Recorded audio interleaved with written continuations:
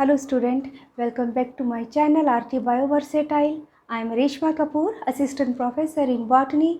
आज के इस लेक्चर में स्टूडेंट हम gene interaction non allylic interactions को पढ़ेंगे। नॉन एलिलिक इंटरेक्शंस में क्या होता है कि इसमें 2 और मोर डिफरेंट जीन्स इन्फ्लुएंस करते हैं एक ही सिंगल ट्रेट पर। मेंडल ने क्या बताया था कि जीन्स जो हैं वो क्रियात्मक रूप से स्वतंत्र होते हैं, फंक्शनिंग इंडिपेंडेंटली होते हैं एक दूसरे से और स्वतंत्र रूप से एक जनरेशन से दूसरी जनरेशन में इनहेरिटेड होते हैं और अपने अपने फिनोटाइप को दर्शाते हैं।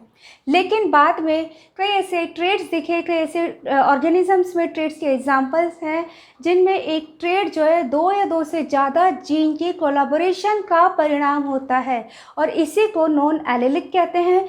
नॉन एलिलिक इंटरेक्शन या जीन इंटरेक्शन क्या है कि इसमें 2 और मोर डिफरेंट जीन्स इंटरेक्ट करके इन्फ्लुएंस करते हैं एक सिंगल ट्रेट के आउटकम को। जस्ट सपोज ये एक क्रोमोसोम पेयर है जिस पर किसी एक लक्षण के लिए जीन G1 है, ये उसका डोमिनेंट एलील और ये उसका रिसेसिव एलील, और ये दूसरा जीन है किसी दूसरे ट्रेट का जिसका डोमिनेंट एलील है G2 और सेम लोकस पर एक दूसरा इसका रिसेसिव एलील है G2। ठीक है, तो जीन इंटरेक्शन में क्या होगा कि ये जो भिन्न जीन्स हैं जो संजात गुणसूत्र पर स्थित है ये आपस में इंटरैक्ट करेंगे और इनके इंटरैक्शन से ये जो ट्रेट है इसका आउटकम परिवर्तित हो जाता है। ठीक है, मेंडल का जो इंडिपेंडेंट लॉ ऑफ असॉर्टमेंट है जिसका रेशो होता है 9331, उस रेशो से इस इंटरैक्शन के फलस्वरूप भिन्नता मिलती है, रेशो जो है चेंज मिलता है, बिल्कुल ही अलग रेशो प्राप्त होता है। तो यही जीन इंटरेक्शन है जिसमें जीन्स उसके एलील्स आपस में इंटरेक्शन करके रिजल्ट को या आउटकम को परिवर्तित कर देते हैं। इसके अंतर्गत हम आज कॉम्प्लीमेंट्री जीन्स को पढ़ेंगे। कॉम्प्लीमेंट्री जीन्स, कॉम्प्लीमेंट्री जीन्स या पूरक जीन्स। MCQs के पर्पज से आप याद रख लीजिएगा स्टूडेंट कि इसका रेशो होता है 9:7। पूछ लिया जाता है MCQ में। कॉम्प्लीमेंट्री जीन या पूरक जीन, जैसे नाम से लग रहा है कि इसमें जीन किसी एक फिनोटाइप के लिए, किसी एक ट्रेट को दर्शाने के लिए एक दूसरे के पूरक होंगे। ट्रेट तभी आएगा, आउटकम तभी निकल के आएगा जब दोनों जीन के प्रभावी एलील उपस्थित होते हैं। बेटसन एंड पुनेट ने इस पर अध्ययन किया। उन्होंने स्वीट पी या लेथायरस ओडोरेटस, ये इसका बोटेनिकल नेम है ओडोरेटस, इस पर एक्सपेरिमेंट करते हुए क्या देखा कि स्वीट पी की जब pure purple colour flower breed का क्रॉस, फ्लावर कलर ब्रीड का cross pure white colour flower से कराते हैं, ब्रीड से कराते हैं, तो प्राप्त F1 जनरेशन में सभी फ्लावर पर्पल कलर के होते हैं। लेकिन इन पर्पल कलर के फ्लावर की सेल्फिंग से, F1 जनरेशन की सेल्फिंग से प्राप्त F2 जनरेशन में पर्पल एंड वाइट, ये दोनों कलर के फ्लावर 3:1 के रेशो में मिलते हैं। साथ ही उन्होंने क्या देखा कि जब लेथायरस की ही 2 भिन्न वाइट वेराइटीज़ का क्रॉस कराया जाता है, white flower colour variety, flower colour variety का क्रॉस कराया जाता है दूसरी वाइट कलर फ्लावर वेराइटी से ही, ये 2 भिन्न किस्में हैं वाइट कलर की, ठीक है, वेराइटी से ही, तो इस क्रॉस से प्राप्त F1 जनरेशन में सभी फ्लावर पर्पल कलर के होते हैं। एक ये सरप्राइजिंगली रिजल्ट था कि जब 2 भिन्न सफ़ेद पुष्प वाली किस्मों में क्रॉस कराते हैं तो क्रॉस के परिणाम स्वरूप पर्पल कलर के फ्लावर मिलते हैं। इन पर्पल कलर फ्लावर की सेल्फिंग से F1 जनरेशन की सेल्फिंग से जो F2 जनरेशन प्राप्त होती है उसमें पर्पल एंड वाइट कलर के फ्लावर 9:7 के अनुपात में मिलते हैं। और ये जो रिज़ल्ट है, परिणाम है, वो बैट्सन पुनीत के लिए बहुत ही शॉकिंग, सरप्राइजिंगली था। इन परिणामों के आधार पर जो 9331 से भिन्न है, बैट्सन एंड पुनीत ने बताया कि लेथायरस में स्वीट पी में पर्पल कलर के लिए 2 जीन्स रिस्पॉन्सिबल होते हैं। इन दोनों जीन्स के साथ में आने पर ही, इन दोनों जीन्स के प्रभावी एलील्स के साथ में आने पर ही फ्लावर का पर्पल कलर बनता है। लेट्स सी, इन जीन को हम C एंड P से डिनोट करते हैं। ठीक है, ये दोनों जीन्स जो हैं पर्पल कलर फ्लावर के प्रोड्यूसिंग के लिए रिस्पॉन्सिबल हैं।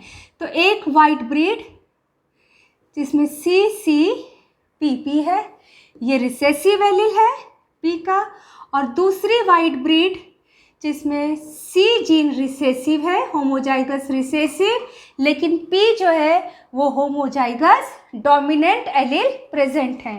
तो एक वाइट ब्रीड का क्रॉस जब दूसरी वाइट ब्रीड वेराइटी से करते हैं, अब जो गैमेट्स बनेंगे CP, एक डोमिनेंट एलील C और दूसरा रिसेसिव P, इधर एक recessive C and dominant P, CCPP।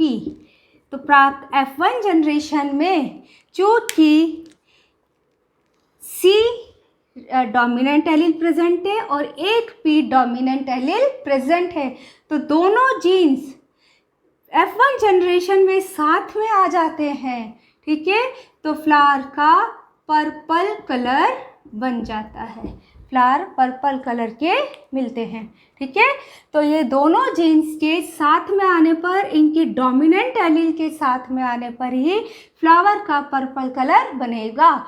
इन दोनों डोमिनेंट एलील में से एक भी डोमिनेंट एलील एब्सेंट है, जैसे यहाँ पर, यहाँ C तो डोमिनेंट है लेकिन P रिसेसिव है, और इसी तरह यहाँ C रिसेसिव है लेकिन P डोमिनेंट है, तो फ्लावर का पर्पल कलर नहीं बनता, वाइट कलर के ही फ्लावर्स बनते हैं। ये वाइट कलर है फ्लावर्स का। ठीक है, अब जब इनकी सेल्फिंग कराई जाएगी, F1 जनरेशन की सेल्फिंग कराने पर 4 टाइप्स के गैमेट्स बनते हैं, CP, CP, CP या CP, ये 4 डिफरेंट टाइप्स के गैमेट्स बनते हैं। तो चलिए हम F2 जनरेशन के लिए चेकर बोर्ड बनाते हैं।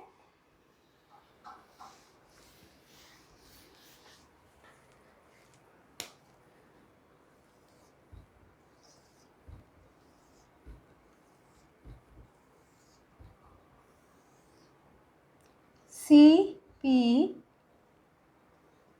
CP, CP, ऐसे इधर CP, CP, CP and CP। ये चेकर बोर्ड बन गया।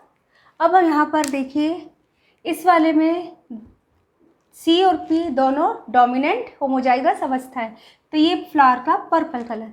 यहाँ एक C डोमिनेंट है और P भी होमोजाइगस डोमिनेंट है, ये भी पर्पल कलर हुआ, ये भी पर्पल और ये भी पर्पल। इसमें भी एक डोमिनेंट C और एक डोमिनेंट P प्रेजेंट है, तो फ्लावर का कलर पर्पल हो जाता है। इस तरह से ये भी पर्पल है, ये भी पर्पल कलर, ये पर्पल कलर, ये पर्पल कलर और ये भी पर्पल कलर। ठीक है, यहाँ देखिए डोमिनेंट P प्रेजेंट है होमोजाइगस में, लेकिन C जो है वो रिसेसिव है, इसलिए ये फ्लावर को वाइट कलर देगा। This one also white, white, white, white, white and white. तो हम काउंट कर लेते हैं। पर्पल कितने हो गए, 1 2 3 4 5 6 7 8 9। तो पर्पल कलर के हमें फ्लावर मिलते हैं 9 एंड वाइट मिलते हैं 7। तो इस तरह से 9:7 के रेशो में फ्लावर का पर्पल एंड वाइट कलर मिलता है। पर्पल कब बनता है, जब C और P दोनों जीन्स के डोमिनेंट एलील प्रेजेंट हो, तब फ्लावर का पर्पल कलर बनेगा।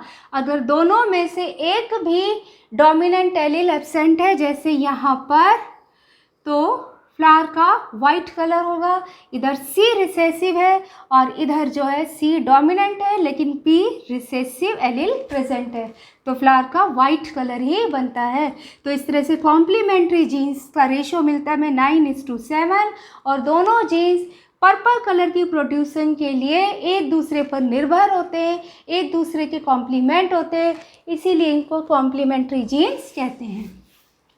अगर हम मॉलिक्यूलर लेवल पर देखें लेथायरस की इस इनहेरिटेंस को, मॉलिक्यूलर लेवल पर देखें तो ये कोई कलरलेस प्रीकर्सर है, कलरलेस प्रीकर्सर, जिस पर किसी एंजाइम X की अभिक्रिया होती है। इस एंजाइम X का निर्माण जीन C के द्वारा होता है। ये जीन C जब होमोजाइगस डोमिनेंट या हेट्रोजाइगस अवस्था में होगा, एक डोमिनेंट और एक रिसेसिव, तो एंजाइम X का निर्माण होता है। एंजाइम X तब कलरलेस प्रीकर्सर पर रिएक्शन करता है और एक कलरलेस इंटरमीडिएट बनता है, इंटरमीडिएट बनता है। ठीक है, इस कलरलेस इंटरमीडिएट पर एंजाइम, एक दूसरा एंजाइम है Y, जिसकी अभिक्रिया होती है। इस Y का निर्माण एक दूसरे जीन P के द्वारा होता है। ये P जब डोमिनेंट होमोजाइगस या हेट्रोजाइगस अवस्था में होगा तो एंजाइम Y का निर्माण होगा और एंजाइम Y क्रियाशील होकर कलरलेस इंटरमीडिएट पर अभिक्रिया करेगा, जिसके परिणाम स्वरूप एंथोसाइनिन पिगमेंट बनता है। ये एंथोसाइनिन पिगमेंट पेटल्स को या फ्लावर्स को पर्पल कलर देता है। इस मॉलिक्यूलर जेनेटिक्स से आप आसानी से देख सक रहे हैं कि अगर एक भी डोमिनेंट एलील एब्सेंट है, जैसे सपोज यहाँ पर डोमिनेंट C नहीं है, C के लिए दोनों ही रिसेसिव जीनोटाइप है, तो क्या होगा, एंजाइम X का निर्माण नहीं होगा। एंजाइम X नहीं बनेगा तो कलरलेस प्रीकर्सर पर अभिक्रिया नहीं हो पाएगी, जिससे कलरलेस इंटरमीडिएट नहीं बनेगा। इसी प्रकार हो सकता है कि अगर P जीन जो है ये अपने डोमिनेंट और हेट्रोजाइगस फॉर्म में ना होकर रिसेसिव होमोजाइगस हो, तो ये recessive homozygous P functional enzyme Y का निर्माण नहीं कर सकेगा और इसके एब्सेंट में कलरलेस इंटरमीडिएट पर अभिक्रिया नहीं होगी, जिससे एंथोसाइनिन पिगमेंट नहीं बनेगा। तो एंड प्रोडक्ट के निर्माण के लिए आवश्यक है कि दोनों जीन C एंड P जो है अपने डोमिनेंट फॉर्म में उपस्थित हो। इनका एक डोमिनेंट एलील उपस्थित होना आवश्यक है। जब C and P dominant allele साथ में होंगे तो अभिक्रिया कंप्लीट होगी, कलरलेस प्रीकर्सर पर अभिक्रिया होगी, एंजाइम X बनेगा, इंटरमीडिएट पर अभिक्रिया के लिए एंजाइम Y बनेगा और एंथोसाइनिन पिगमेंट का निर्माण होगा, जो फाइनली पर्पल कलर फ्लावर को देगा। तो इस तरह से कॉम्प्लीमेंट्री जीन्स आपस में इंटरैक्ट करके मेंडल्स लॉ से डेविएशन दर्शाते हैं। स्टूडेंट 8111215832 ये मेरा कॉन्टैक्ट नंबर है। अगर आप ऑनलाइन कोचिंग के लिए कांटेक्ट करना चाहें क्लास 11, 12 बीएससी बॉटनी या एमएससी बॉटनी के लिए, तो मुझसे आप संपर्क कर सकते हैं। आपको ई बुक्स चाहिए की नीड हो, या नोट्स चाहिए हो, या इम्पॉर्टेंट क्वेश्चन आंसर की नीड हो, तो उसके लिए भी आप मुझसे कांटेक्ट कर सकते हैं। Thank you student.